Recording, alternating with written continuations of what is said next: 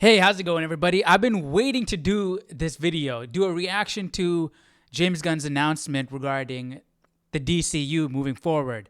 I haven't gotten the chance to, but now I'm finally doing it. I know I'm late, so let's jump right into this and see what he's got to say. Hey everybody, I'm James Gunn. I'm the co-CEO of DC Studios. So as many of you know, DC has been disconnected in film and television for a long time. And it's one of, our jobs, mine and Peter's, is to come in and make sure the DCU is connected. No.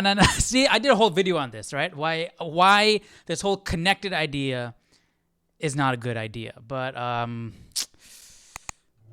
let's see what this guy's got to say. In film, television, gaming, and animation. No.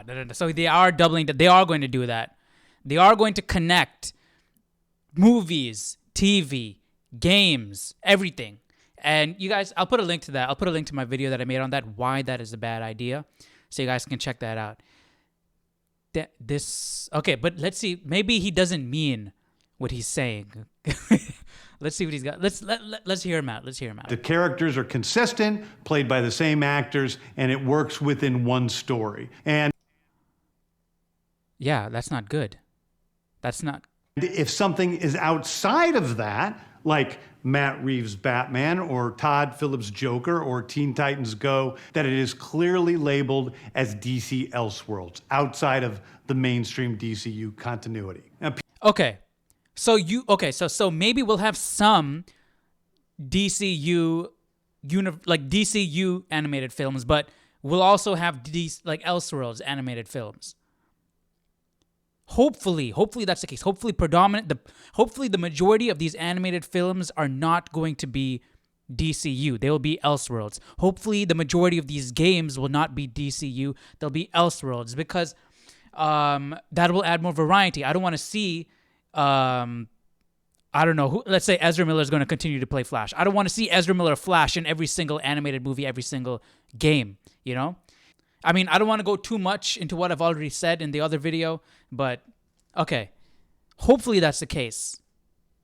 Peter and I have gotten pretty lucky in terms of the 4 projects that are coming out over the next year. First, we have Shazam! Fury of the Gods. Shazam has always been off kind of in his own part of the DCU, so he connects very well. That moves directly into The Flash, a fantastic movie that I really love that resets the entire DC universe. Then to move into Blue Beetle, a fantastic film about Blue Beetle, I'm a looking kid forward to. Who's a marvelous part of the DCU, and then into Aquaman 2, which leads directly into our next few projects. Wait, so after The Flash reboots everything, we're going to get Blue Beetle and then Aquaman 2? So Jason Momoa is still playing Aquaman in the DCU? And he's saying that Shazam seems somewhat disconnected from everything else, so he's okay? So Flash is not rebooting Shazam and Aquaman? So we're keeping Jason Momoa and Zachary Levi as Shazam and Aquaman, but we got rid of Henry Cavill as Superman? Why? If you're getting rid of Henry Cavill as Superman and you're doing a reboot, do a reboot, James Gunn. Get rid of everybody. How are you going to get rid of the best thing from the DCEU? Because the DCEU, in my opinion, was trash. It was messed up, right? They didn't do it right at all.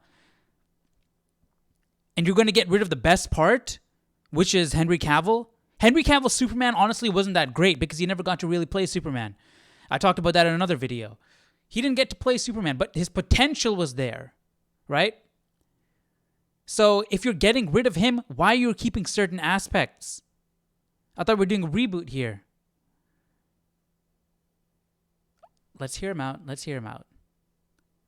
So far, I'm not liking what I'm hearing, to be honest. Which I'm going to tell you about now. So, Peter and I, along with a group of very talented writers, have started to map out an 8 to 10 year plan. And my skepticism is coming from the fact that I don't trust James Gunn enough to understand these characters and do justice by these characters, because he always likes to put that little weird twist. You know what I mean? His little twist to the characters. And I do enjoy his sense of humor sometimes, but I like that he doesn't take things seriously in his movies. But come on, if we're doing Superman, we can't have some weird aspect. You know, I want proper traditional Superman first. Establish that. You know, if we're doing this reboot, we're starting over. Let's do it right. I don't want another director's interpretation on these characters. I want these characters. And of what DC Studios will be in film, television, and gaming. This first chapter is... I really don't like how he's compounding on the idea of it all being connected in films, television, and gaming. It seems like that's going to be a driving focus, and I don't want that to be the focus. Sure, we can get some animated movies that are connected. Sure, we can get some movie games. But I don't want that to be the focus of all DC entertainment. I don't want the focus of DC entertainment to be tied to one interpretation of this character. You know what I mean? It's called Gods and Monsters. Now this, what I'm about to give you, your plan of what DC Studios will be in film, television, and gaming. This first chapter is called Gods and Monsters. Now this, what I'm about to tell you, is a part of the first chapter. It's not the entire first chapter. I like the name. The first project is Creature Commandos. Creature Commandos is an animated series. I've written all the episodes. Something we're going to do that's a little bit different at DC is we're going to have characters... Makes sense. They're all weird, quirky-looking characters I've never seen before. Move into animation, out of animation, usually having the same actor play their voice as who plays them in live action. The next project... Okay. That's cool. I like that part. We're getting that continuity, which would keep the immersion. So I like that. I like that. Up is Waller. This is a story of Amanda Waller, played by Viola Davis. Okay. Why are we keeping, if we're doing a reboot, why are we keeping aspects of the previous universe? We want, why get rid of Henry Cavill as Superman then? Because Ezra Miller's Flash sucks. Aquaman, Jason Momoa's Aquaman sucks. I thought he was going to be good. I really like Jason Momoa, but I wanted, if we're going the long-haired Jason Momoa, if we're going the long-haired Aquaman, that really buff-looking Aquaman, why not do Justice League Unlimited Aquaman? You know, give him the hook, give him the long blonde. I want the blonde hair. I don't want another interpretation. I don't want the idea is cool. The Polynesian with the tattoos and everything. The idea is cool, but I want to see Aquaman. You know what I mean? I want to see proper Flash, proper Aquaman. Wonder Woman was pretty good. Proper Superman.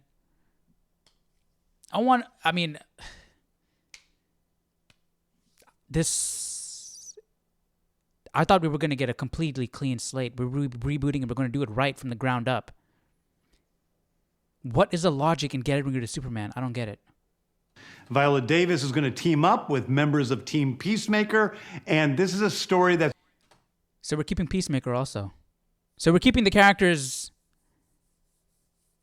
that James Gunn likes. We're keeping the interpretations that James Gunn likes and getting rid of the...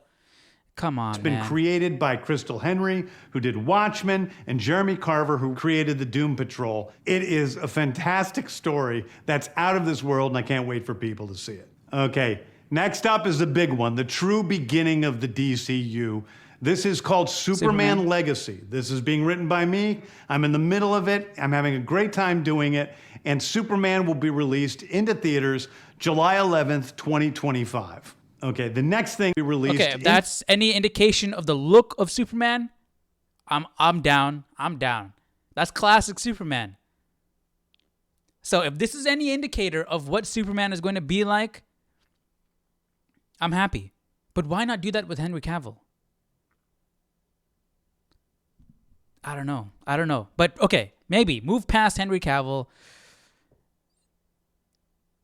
If we're moving past Henry Cavill for some reason, I don't know why, because you want a younger Superman, then okay. But then I want Aquaman done right. I want everybody else done right. I want Flash done right. Okay? If you're keeping Jason Momoa and getting rid of Henry Cavill, what's the explanation there? You want a younger Superman? Okay, we get a younger Superman. And you're doing him like this? Okay, I'm down with this. The look, I'm down with it. Now, Jason Momoa needs to dye his hair blonde. Get rid of the tattoos and be a more traditional Aquaman. Okay? If we're doing this, which I like, get Aquaman done right too. Do him like the Justice League cartoon, the Justice League Unlimited cartoon. Do that. I'll be happy. Into theaters July 11th, 2025. Okay, the next thing is a big premiere HBO television series called Lanterns. This is a story of a couple of Green Lanterns, Jon Stewart and Hal Jordan, and we have a few other Lanterns peppered in there, but this is That's really... honestly interesting that we're introducing these huge Lanterns, Hal Jordan and Jon Stewart, into TV, from TV. It's better be a quality. They better not limit the budget of the show, because if they limit the budget of the show, then their costumes are going to suffer, and then when these characters translate to the big screen, it's going to show. Unless they get an update to the costume like all these superheroes do to sell toys and whatnot. But I'm liking the looks here. But why is Jon Stewart yellow? Because they're both Green Lanterns. I don't know. But I'm just assuming maybe that's just for, I don't know, different color. But the colors are so important for the lanterns. So I don't know. But just the look-wise, okay, it's cool looking. Okay, let's continue. A terrestrial-based TV show, which is almost like True Detective, with a couple of Green Lanterns who are space cops watching over Precinct Earth. In it, they discover any Martian Manhunter in here that ties into our larger story of the DCU. Next is a big movie called The Authority. The Authority is a passion project of mine. It's based on the marvelous Wildstorm characters we are now bringing into the DCU and will interact with all of our primary DCU characters. The Authority are a group of superheroes who think the world is broken and they want to fix it by any means necessary. They look cool, it's a very different look at superheroes. We're doing a television series called Paradise Lost. Paradise Lost is the story of Paradise Island, usually known as Themyscira, which is the birthplace of Wonder Woman. It's almost like this Game of Thrones with Westeros, but with all of the inhabitants of... If it's going for this aesthetic as this picture, I'm 100% down. I like that a lot. If they're going with this aesthetic. Paradise Island. The introduction of the DCU's Batman is The Brave and the Bold. The Brave and the Bold is the story of Batman and his actual son, Damian Wayne. This is based on Grant Morrison's great comic book run. Damian Wayne is my favorite Robin. He's a little assassin who Batman tries to get in line, and so this is the story of the two of them. All I got to say about Batman is I want them to do the bigger ears, you know? I've been waiting for a live-action Batman with the bigger ears. We haven't got that in like 50,000 years. Bigger ears. I like the bigger ears. Right? Because while Ben Affleck could have been the perfect Batman if he was just written better. And like the suit looked good. I just wish he had longer ears. He wasn't so buff. Like, why would you start off a Batman when he's already old? I don't understand that. Makes no sense. Anyways, let's keep going. And the beginning of sort of the Bat family in the DCU. Next up is a TV series called Booster Gold. Booster Gold is I was saying this. Like, Booster Gold would be perfect. Like, it would make complete sense for James Gunn to do a Booster Gold. Of comics' really popular cult heroes. He is a fascinating guy. He's a loser from the future who uses future technology to come back to present day and become a superhero so that people will love him. It is basically the superhero story of imposter syndrome on an HBO Max series. One of my favorite comic book series from last year was Tom King's run on Supergirl, Woman of Tomorrow. And so we're going to turn that into a big science fiction epic film. Now, Superman is a guy who was sent to Earth. Hopefully we get Supergirl actually looking like Supergirl in this story. She is a character who was raised by loving parents. Now, Superman is a guy who was sent to Earth and raised by loving parents. Whereas Supergirl in this story, she is a character who was raised on a chunk of Krypton. She watched everybody around her perish in some terrible way. So she's a much more jaded character. And that brings me to Swamp Thing, the last thing we're going to talk about. A very dark horror story in the origins of... Is it going to tie into the show, Swamp Thing? I haven't seen it, but I heard it was good. Are they going to tie into that show? The monster who is Swamp Thing. And although it's totally outside of the rest of the DCU, it will still feed into the rest of the stories. Anyway, those are the... Okay, so it's outside the DCU, but it's feeding into the stories. So it's not connected to the DCU, but it's connected to the DCU. So what are we doing here, James Gunn? Are we like picking and choosing what we want to connect, when we want to connect, and when we don't want to connect, it's not connected? I'm fine with that approach. Like not taking things too seriously. Just enjoy it. Just have fun with it. Have crossovers when we want to have crossovers, but keep things separate also when we want to keep things separate. I'm fine with that, right? Things don't have to align perfectly.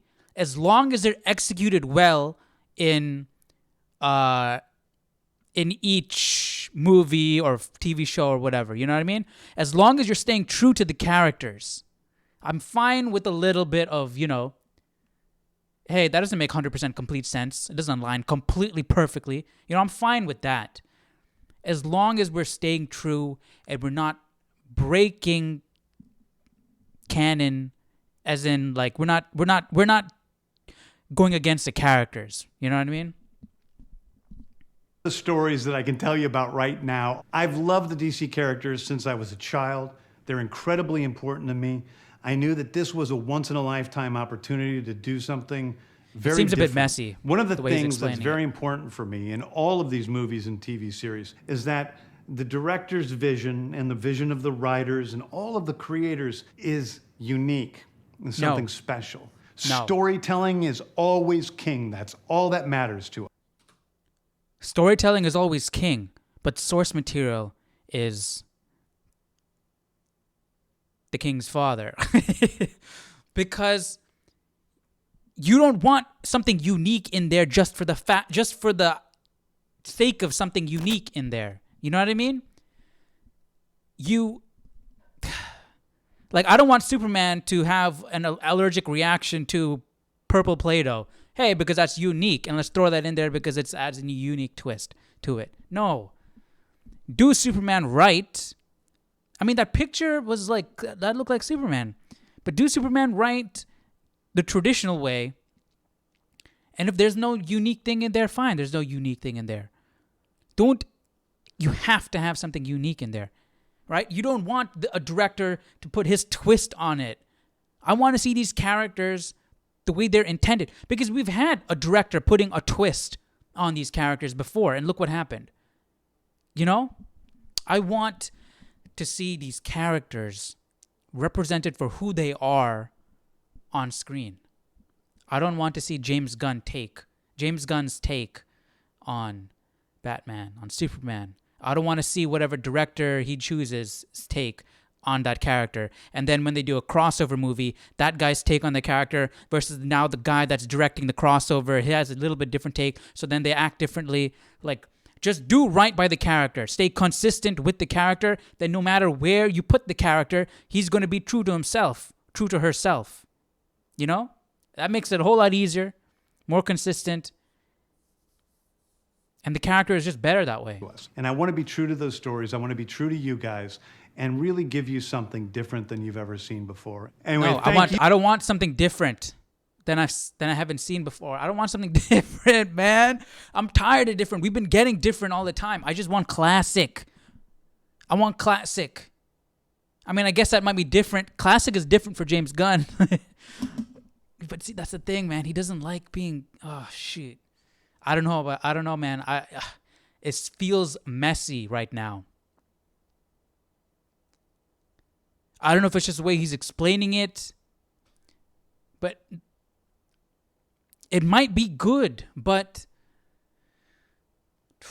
it doesn't look like I'm going to get what I want. It doesn't look like I'm going to get a classic Superman, a classic Justice League. It doesn't look like I'm going to get people staying true to themselves, true to their characters. You, everybody, I appreciate you watching something different than you've ever seen before. Anyway, thank you, everybody. I appreciate you watching. I hope this was exciting for you because it's really exciting for me. And I can't wait to start to dive into these stories with you guys on this grand adventure. Thank you so much. Man, all right, what do you guys think? I rambled enough throughout this entire video for you guys to know my thoughts. Let me know your thoughts down below in the comment section, and I'll see you guys in the next video. Take care. Bye-bye.